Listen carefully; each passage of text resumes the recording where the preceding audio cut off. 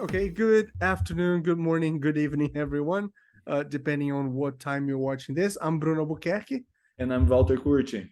and we're here on behalf of ELT in Brazil for our fifth class, right? Yes. Yes, fifth class on the course on how to teach pronunciation.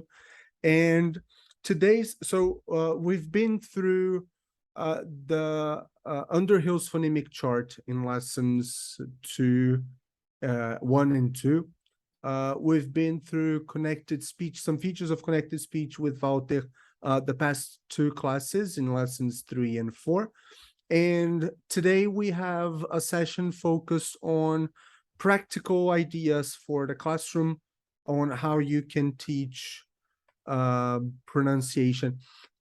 I feel that before we get to look at Walter's activities and my suggestions as well, I'd like to share two things that I learned while studying pronunciation and teaching pronunciation. The first thing is that you can choose to teach pronunciation in a variety of modes and different moments of the lesson. For example, Kelly suggests that the teaching of pronunciation should be integrated in the lesson, and I think Walter seconds that. Absolutely. Yeah. The idea that you're not teaching one lesson on pronunciation, and that pronunciation doesn't only come when students make a mistake, but pronunciation as part of your everyday teaching of everyday classes. For example, when you're teaching, say, the simple past, Walter will show us an activity connected to that. We teach the meaning of the simple past, we go through the form of the simple past, and we also deal with the pronunciation of the simple past, right? So it's not an extra thing outside of the class, but it's integrated in the teaching of this piece of language, And also right? because pronunciation is integrated with meaning, right? Mm-hmm. It changes meaning. Mm-hmm. If you think about it, like, oh, she didn't like that. She didn't like that. She didn't like that. Mm-hmm. Like you were She changing. didn't like that. She didn't like that, but they did, for example. Mm-hmm. So yeah, so you Yeah. you will change the meaning as well. Mm-hmm. And I think you just touched on something that is like remarkably important, is that when we are teaching a language, we are going to cover what we call MAPF, meaning appropriacy, pronunciation, and form. It doesn't have to be in that, you don't have to teach it in that order per se. You could change. I think a lot of people do form before pronunciation, but one thing it stands to reason is that most people will teach meaning before all of the others, right? Mm-hmm. What's your order? Just out of curiosity. I usually do meaning and pronunciation together. Yeah, meaning, Yeah, pronunciation, and then form. and then form. Yeah, Yeah, but yeah. because here's the thing, I teach at regular schools and Mm-hmm. language centers, but if you're if you're teaching at regular schools, then you kind of have that different sort of environment, and the Mm-hmm. reality is like quite different. The materials won't help much. Mm-hmm. Then you may change things, especially because Mm-hmm. these materials, like what we have for ensino médio, is they don't focus on anything but form, if you really think Yeah, about it. Yeah. yeah. I would say it's form first, but it's usually form only, Yeah. right? Yeah. Yeah. Yeah. What I think that what you usually see in course books, like good ELT course books, is a touch on meaning, right? And meaning is usually conveyed through a text or a listening, right? An audio or a video in some course books. So there's meaning there. And then I get the feeling that we get form, and then there is work on form, and sometimes there is a pronunciation box or even a pronunciation exercise, but number 5 or 6 in the Eh, lesson, right? and this is something worth mentioning. The material, like if you really think about the approach, the method that the writer thought about when they were creating this book, right? Like this, for example, if you think about books such as Face to Face by Cambridge University Press, then that book will have, I think that series, they have like a pre-teaching vocabulary, if I'm not wrong. I haven't used it in a while, but that's a book that Yeah, will I know. always have that pre-teaching of vocabulary. And then you have books that won't have that. But I mean, is it a book that that is thought of and planned for somebody to teach using the PPP? Or is it you do have books that are planned for TBL? Hardly ever though, but yeah, possible. Which approach is there? And then I think that if you get most books right, like these days, you will have something for meaning and form almost together. Like I saw a book that was like one sentence we should, one sentence we shouldn't, and then two questions which were covering meaning, and then you had to complete the other gaps with should or shouldn't. So it is checking if the learner understands the meaning of them, working on the meaning, but already asking for form right away. And there wasn't any work on pronunciation. Yeah. Right. And it's already a way of systematizing the language, right? Yes. So Yes. you get there is a name for that. It's not example sentences, marker sentences, Marker right? sentences, right? Yeah, I think it's marker sentences, which are those very obvious sentences that they're meant to show the meaning connected with the form, right? So you should eat vegetables, right? So you shouldn't smoke, right? So it's very, very clear the meaning of should, shouldn't there, right? And Yeah. then together with those, you can some books will bring you a series of ICQs, sorry, CCQs, right? Those questions that are designed to check the meaning, right? And some they just don't, just have the marker sentences there. And And that's it, right? and even though, well, it's helpful, especially if you're a novice teacher, that's gonna help a lot. Yeah.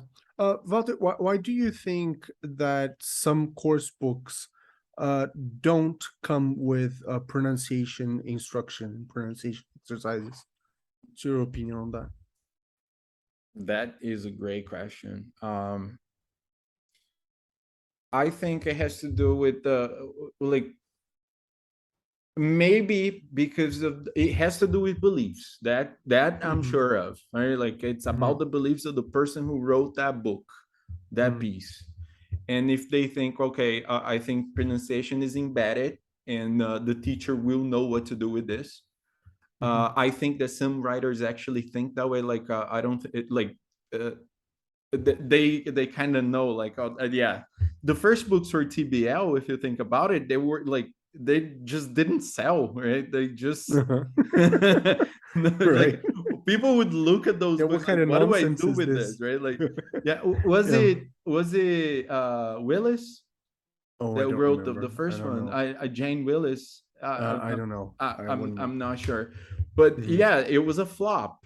Like it was wonderful, but no, like most teachers didn't know what to do with it. And then I'm going. I'm more inclined to that direction. Not in the idea that teachers will know how to use, will already know how to teach pronunciation embedded in the lesson, but quite the contrary, that teachers will not know how to do it. Yeah. So So and there begs the question, like, if you, because it depends on the reality of those teachers. mhm, Like, we have to think of the fact that some books, they're written for specific learners. I mhm, think the face-to-face series I mentioned was actually designed for Japanese learners or Asian learners, but we ended up using that in Brazil and actually lots of schools. mhm, But it wasn't designed for Brazilian learners. I hope I'm not making a mistake. I think that was the case mhm, of the face-to-face series. Um, and then, yeah, I think you're right. Like, if let's say if they were designed because people thought they were, like, the writer thought people are gonna use this book in Britain, and then the teachers here are expected to know how to tackle mhm, pronunciation. That could be one thing, mhm, right? But I think you're right. I think in most cases, no, people don't know what to do with pronunciation, and actually, in all likelihood, I think they just won't cover it. mhm. Yeah, and then they just don't add to the book whatsoever, so that Mm-hmm. teachers don't have to deal with that, right? And maybe it's interesting you mentioned beliefs, and in this case, thinking that teachers might not know what to do with the exercises, it's more of an assumption, right? I think the teachers will not know how to deal with this, so I'd rather just avoid this kind of activity. But this is why this kind of course exists, so that we can help teachers Yes. narrow this Yes. gap. Can we take a look at the activities? What do you Sure. think? Sure. Let me flip this. Okay, I couldn't. that's very fancy.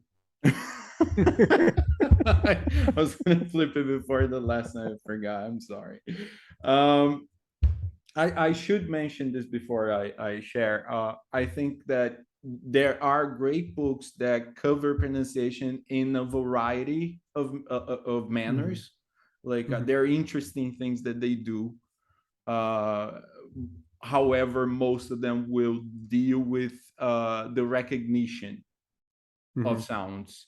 And then there is something that you mentioned before, and I think Underhill mhm, addresses that, which is, you can, what do you want to, because it's a progressive thing. So you can, let's focus on individual sounds, and then let's focus on connected speech, because connected speech is a very different thing. It's a much more, well, it's much more useful because that's how people talk, right? mhm, So you progress.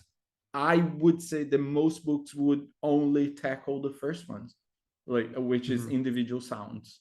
mhm, So it is the teacher's job to address connected speech, right? mhm. Well, Definitely. Yeah, in both this idea of receptive and productive, right? yeah, yeah, So yeah. I think it's logical to assume that you first work on recognition, right, on receptive skills, and then on production. And then, Yeah. yeah, So you kind of move into a practice, but mhm, then again, uh I don't know, because here's the thing. I haven't been using the PPP so much lately, mhm. and then, Oh, but but not necessarily in a lesson, no, but pedagogically speaking, right? mhm, So you would first work on recognizing, mm, say, elision, mm, and so then you applying, can work on producing elision, and we have right? examples of that. We're Mm-hmm. gonna take a look at that. Right. Well, as Bruno mentioned, well, this is just a regular class. This is a lesson that I taught some time ago.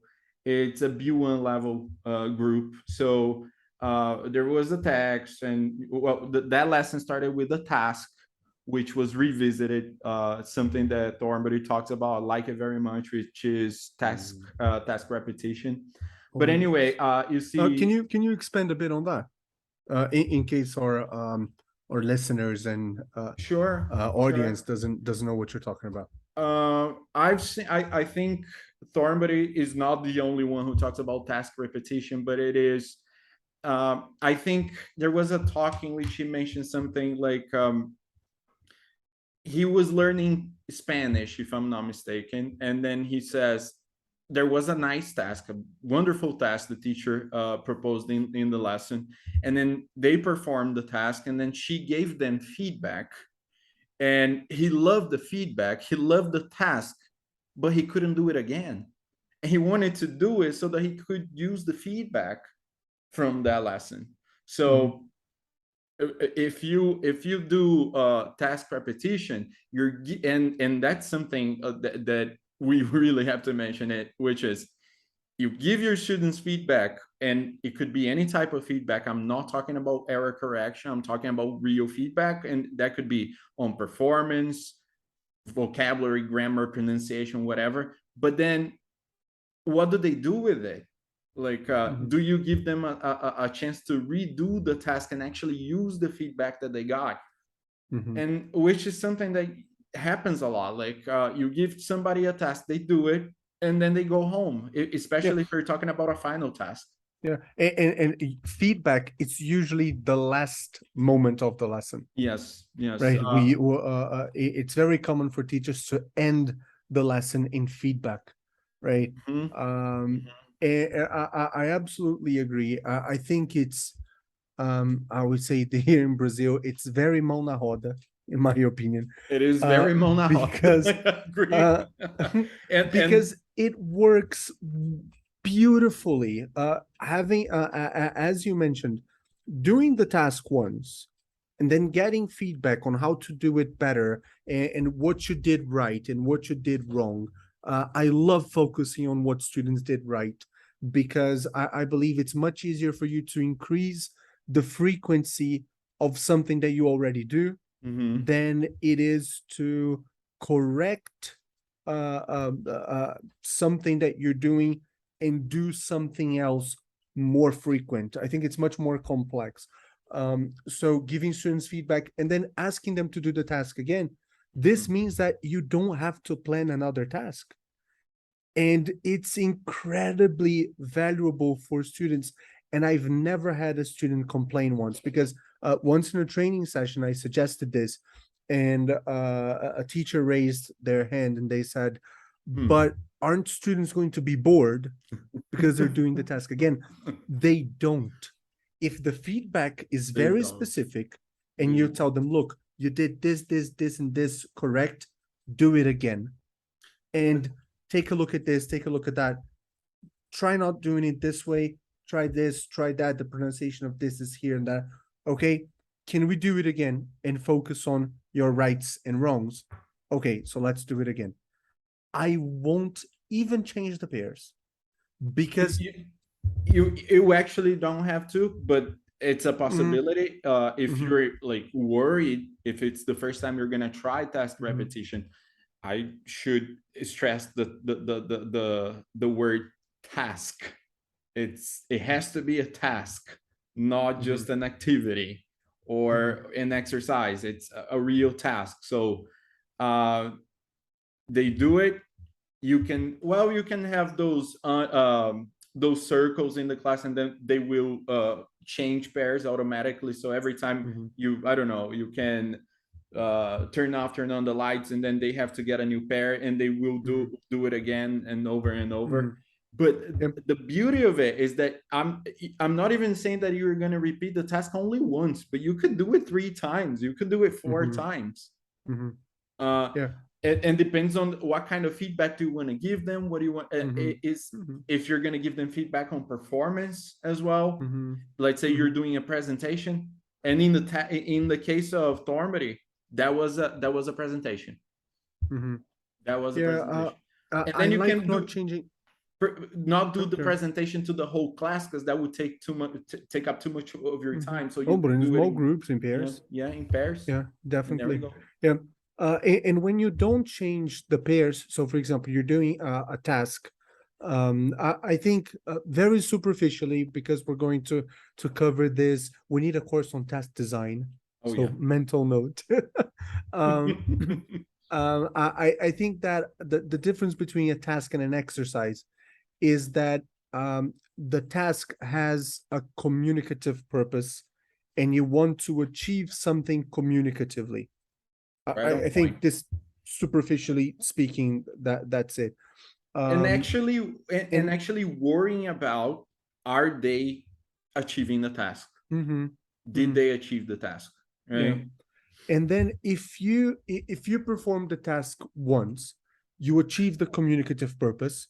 Your friend knows, your partner knows what you want to say, and what meaning you want to convey. If you give them feedback and you ask them to perform the same task again with the same peer, the focus is not on communication, it's not on meaning anymore. It's on accuracy, and it's on being sophisticated with the language. So you shift the focus from communication and fluency to accuracy and language complexity. So you So see if the you want range of students, things. yeah, There is a range of things definitely, you can do yeah, and focus on. Yeah. yeah, Yeah. teaching is beautiful. Teaching is Mm. beautiful. Yes. Okay, so I think this is one of the tasks, one of the activities, right? So Mhm. task repetition. Yep. A suggestion that I'd like to bring as well, Mm, which involves task repetition, mm. is having students record themselves while they do this task repetition cycle. So you get students in pairs to um, uh, I don't know, to do a task, a communicative task in pairs, and you ask them to record their conversation while they do it. This is very easily done in WhatsApp. You sending a voice message to yourself, right? Yes. Students can record and do the task. After they do it, they can listen to their production together, headphones, right? They listen and they give each other and themselves feedback. Like, oh, I mispronounced this word. I think I took too long to talk about this or to talk about that. They listen to themselves, they give each other and themselves feedback. They try again, recording again. And then the final moment would be listening to both tries and comparing the progress from one attempt to the other. And then Minors. I Oh, would just make a note on something, which is, if your goal is to work on pronunciation and you're having them record that, right? Um, you could then give them another task, which is to listen to that with the pair or alone, and they have to identify something like which area of pronunciation, if it is pronunciation you wish to work with, then what is it that they're like. There has to be a task. If you're gonna, mhm, students are never gonna listen to something or read something in a lesson without mm, having any goal with that. Like, what mhm, is it that they're like, make sure that there is a task. mhm. Oh, definitely. Yeah. And I think this comparison at the end, it's very useful for visible learning, for example, because spoiler alert, the second attempt will always be better than the first. Like, uh, Yes. I've never seen a case, because students already know what to do. They kind of rehearsed first, Mhm. right? The first attempt can count as a rehearse. So the second attempt is always going to be better, and students are going to feel very motivated from seeing, oh my, so there's a progress from one lesson, from the beginning of the lesson to the end of the Mhm. lesson. I, I Um, I would make one more suggestion, which is always timing the activity. So, oh, okay, mhm, so the task is this. You're gonna talk for this much time, and you were gonna talk for 4 minutes with this pair, and then you check your instructions, ICQs, and then the students do it. After they have done it, you give them feedback, and now you're gonna move on into the task repetition. And now this time, let's say they are gonna record their voices, their conversation. And then this time you tell them, okay, you did it in 4, now you are gonna do it in 3. Mhm. and you can always play with that kind of thing. And Mhm. well, for like there are reasons for that. Like let's say you want to work with the speed. Oh, I want you to mention as many ideas as you did in the other one, but you have to speak a little faster because you have fewer minutes. Mhm. Something like that. But you give them another goal. You Mhm. make the you have, because they're going to be doing the same task, but you have to make that interesting, right? Mhm. Plus they have to use things from the first feedback Mhm. slot that you had in the lesson. Yeah. Yeah. I think that's the key thing there. Base basing the second attempt on the feedback, right? That would be Definitely. cool. Yeah. Yes. Okay. Well, All right. I'm gonna share the first activity, and I want to say this, that which is the two first activities I'm gonna share. They are book based, like they are activities that, they are from standard lessons. They could be TBL lessons or PPP lessons, but they come from that part of the lesson in which you have language focus, right? You're presenting language, you're working on language, so you're tackling MAPF, meaning pronunciation and form, right? So in this first lesson, we covered, like, I asked them a question and I worked it out what I wanted, which was imperative and should and shouldn't, right? So we worked on meaning and we worked on form in this case. Afterwards, they practiced, and from the practice, I went to pronunciation, which was I had them recognize the sound in here. So my students are very used to vowel sounds already, so they're able to recognize sounds already. So it is a reflection of what you do throughout the semester with your students, right? So as they, like, you have the word cool, you have food, you have good, you have put, but, and then you have should. And then I wanted them to recognize which one was similar.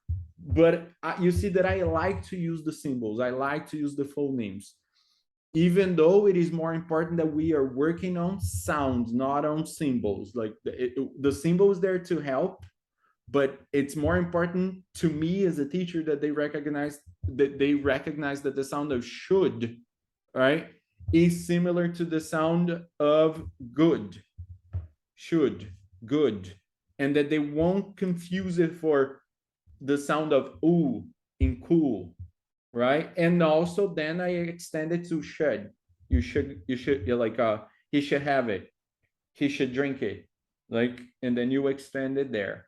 But recognition in that case, and then a little bit more, you give them a little bit more, right? But instead of working on only one sound, I worked on four,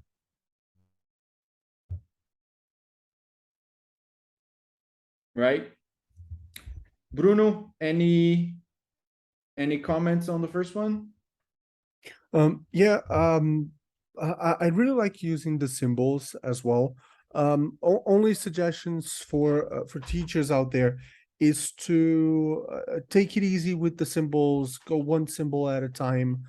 So probably this class is familiar and is used to seeing the symbols, right? So it's definitely not their first time Yes, yes, there, yes. right? So always introduce a symbol, a sound, a phoneme when it's causing trouble or you think is going to cause trouble, right? So proactively showing the sound and then working on the sound. And Mm-hmm. then bit by bit your students will get the meaning of the symbols. And definitely, Walter, the idea is not teaching the symbols, right? The idea is uh, having students produce should and good and not should or good, right? Yes. Um, yeah, definitely. And there you go. Again, work on the sound.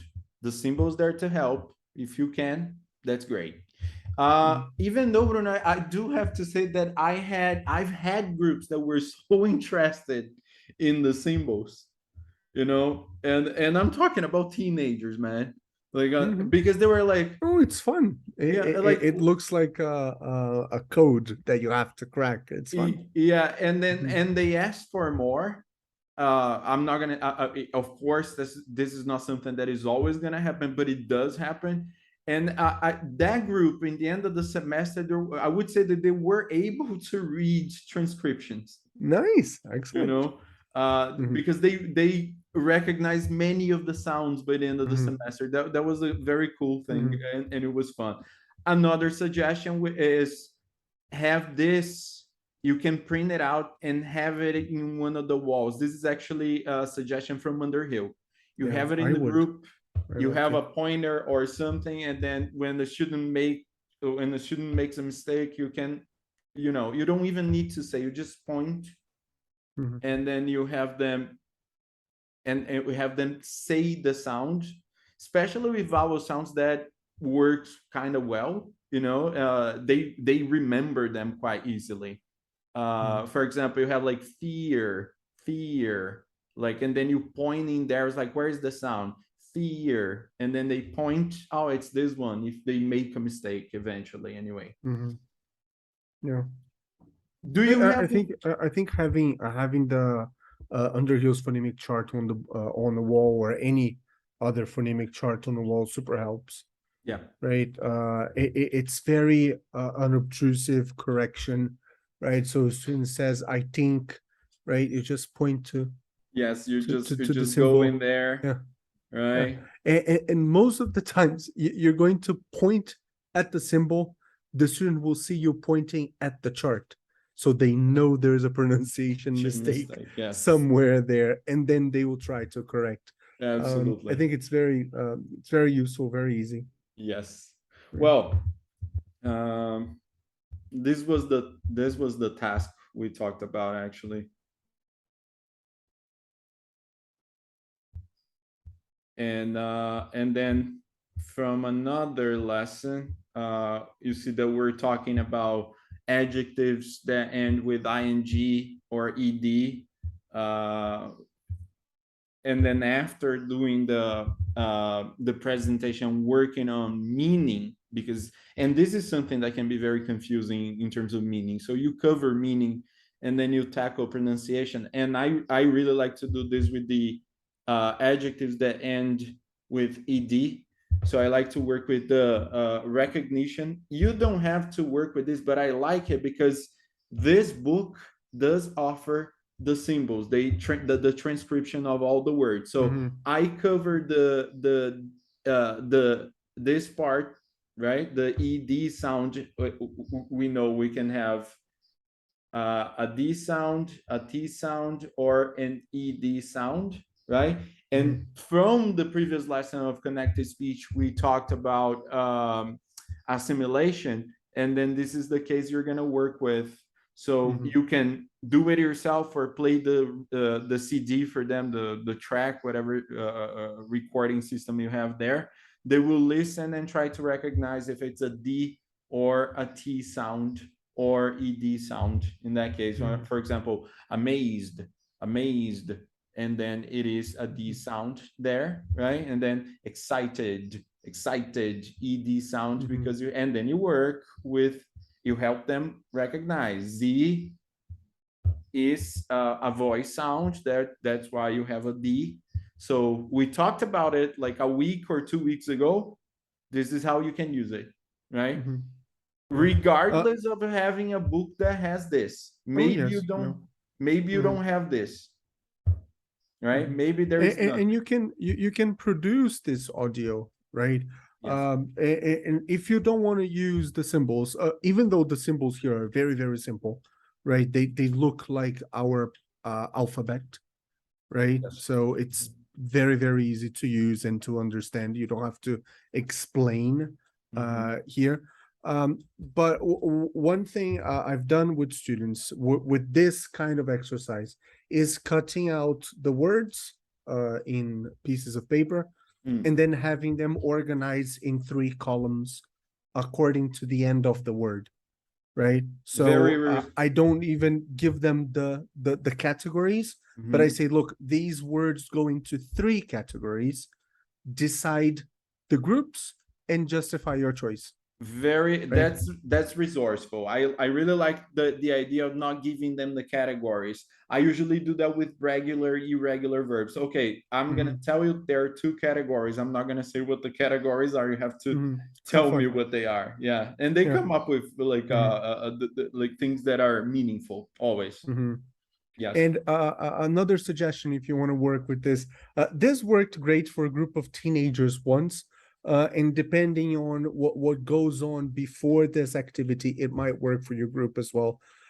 We were working with vowel sounds, and then vowel sounds at the end of the words. Mm. And then students had to categorize the words based on the final sound, which is the rhyme, right? So all words in the category would rhyme, and then students would write a poem using the words from the categories. Beautiful. Some students didn't like poems, and they said, "Oh, teacher, poems are boring." And I told them to write a rap. Oh man, I was gonna say The same.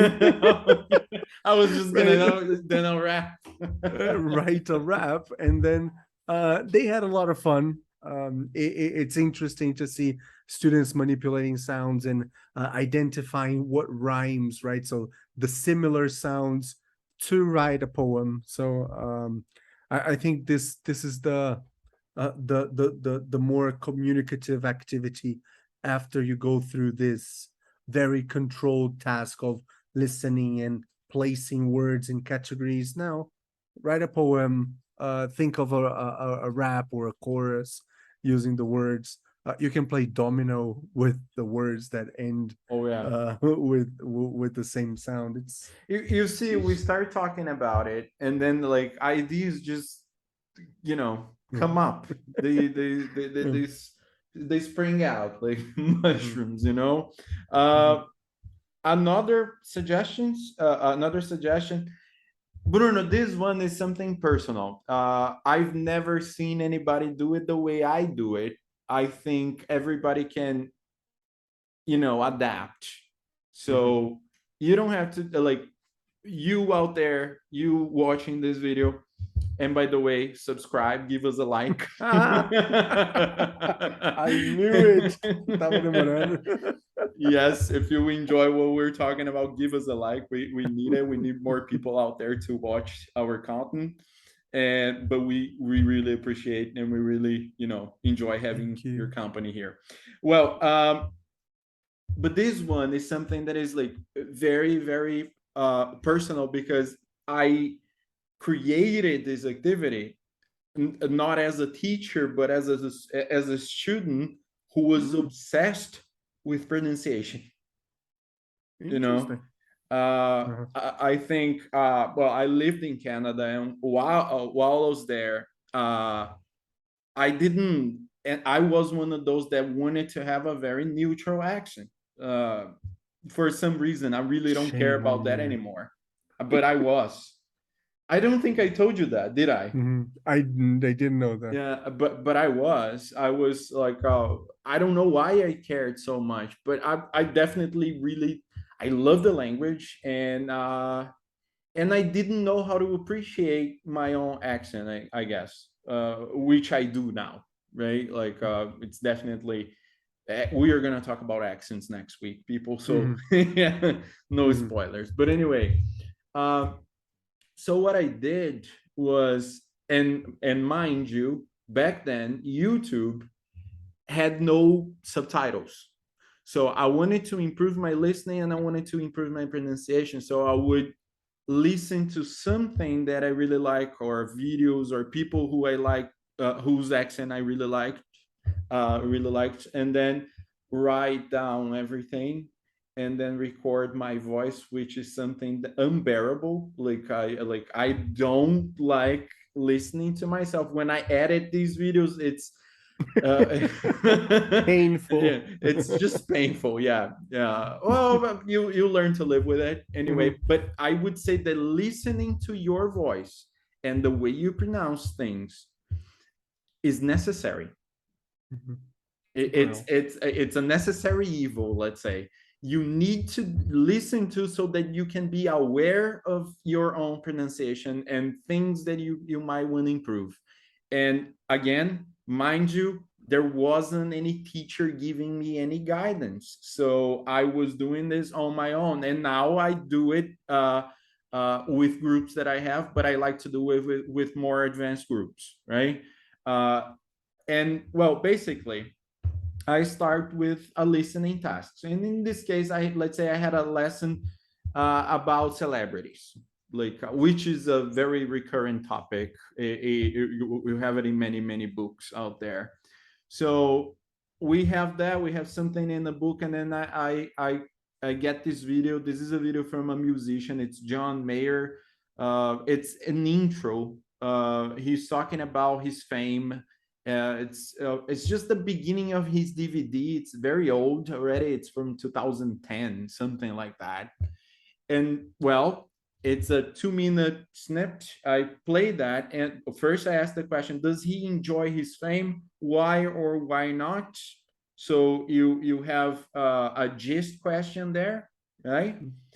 They listen or they watch, they check with the pairs, they answer, and then I move on. I go to an exercise for specifics or details. This is an example, just an example. He thinks that, and then they will check the box with the correct option. So you're developing the skill, you're working on listening skills, right?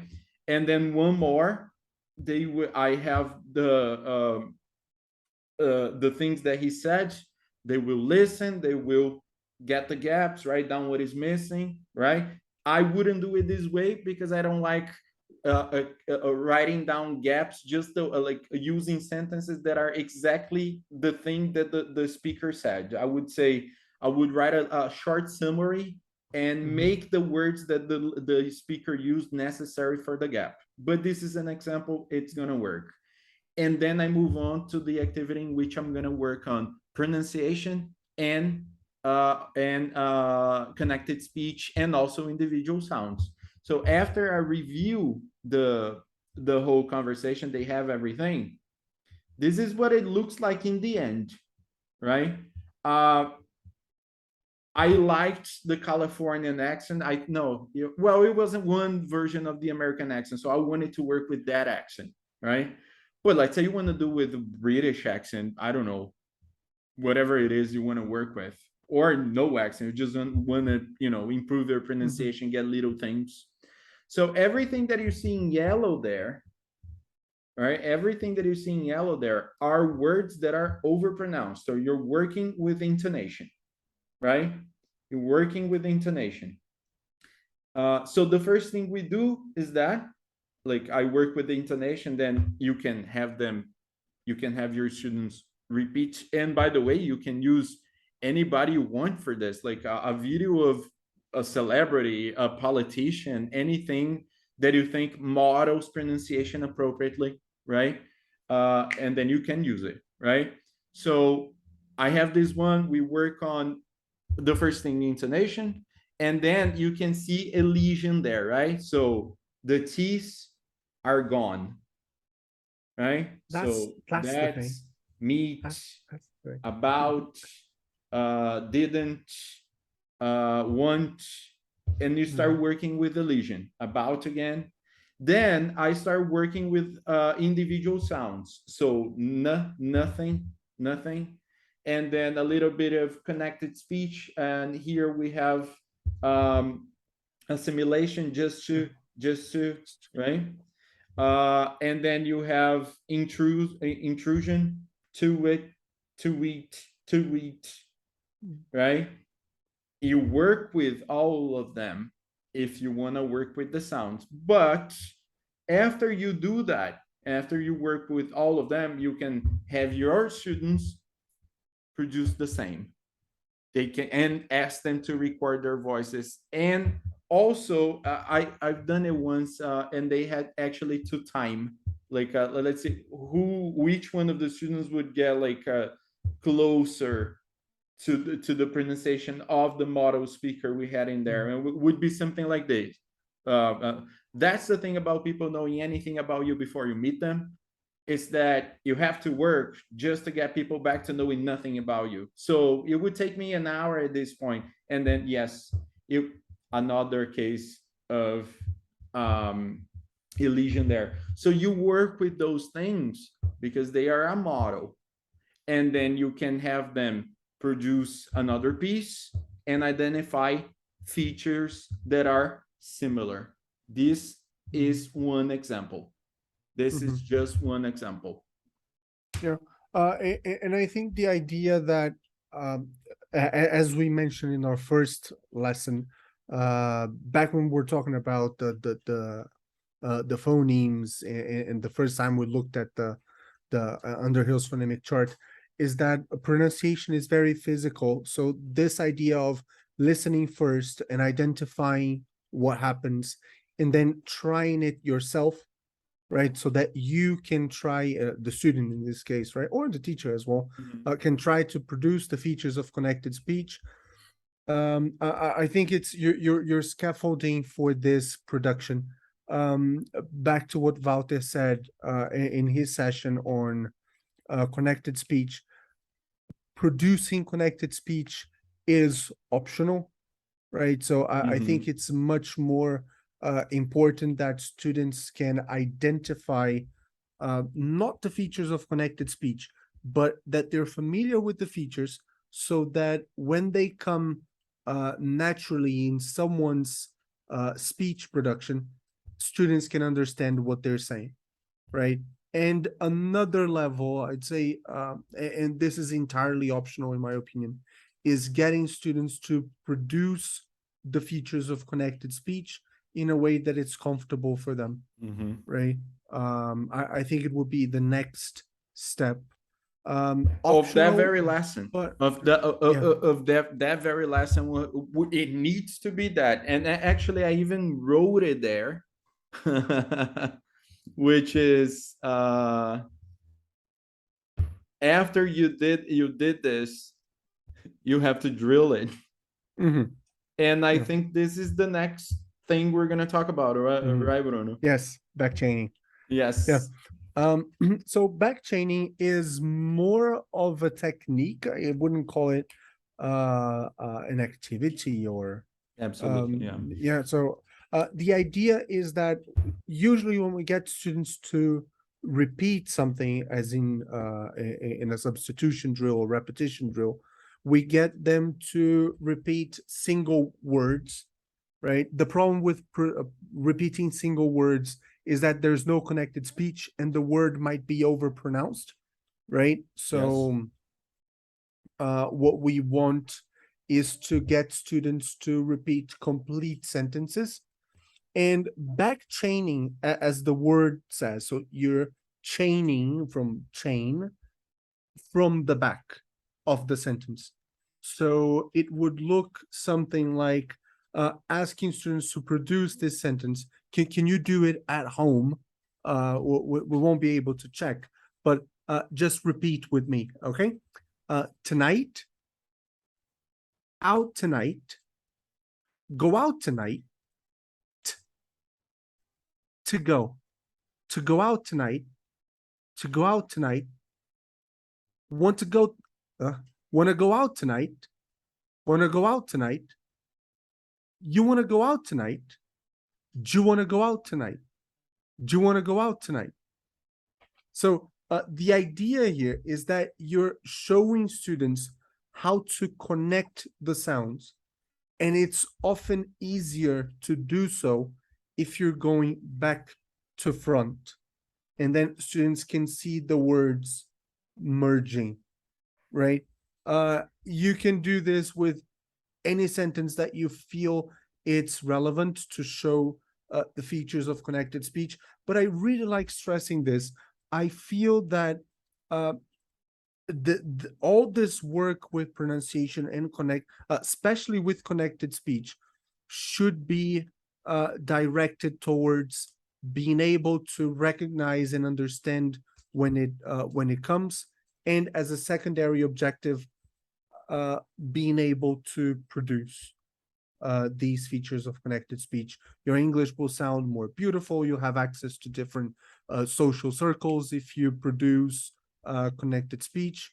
But I think it's a step Bruno, to get there. I do wanna say one more thing. Yes, you see that I wrote the I transcribed you here. I think we need to stress the fact that you don't have to do that. Like even in my work you having here, I wrote it this so you can visualize it.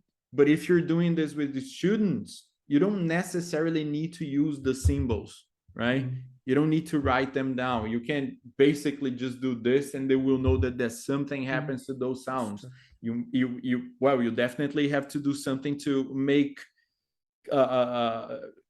it clear to them that there's something happens to that sound, but you don't necessarily need to use that. I would use for intrusive sounds, for example, the W between to which, It's simple. like, It's simple. yeah, to which, and then something like that, right?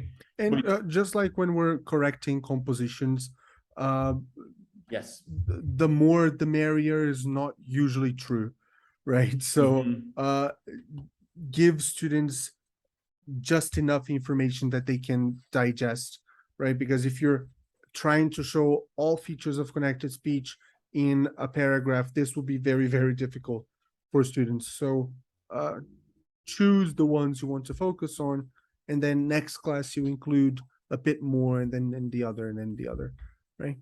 It's all about scaffolding and taking it with a pinch of salt. Totally.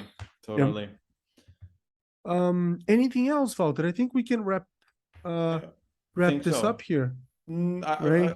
I think I would wrap with this thing, which is I am sure that the teachers out there are already doing something on pronunciation that maybe they just didn't think about, or maybe they just because you didn't use phonemic symbols, but you are working on pronunciation. I'm sure you are. Everybody is. There is one more thing that I've seen other teachers do, which is tongue twists.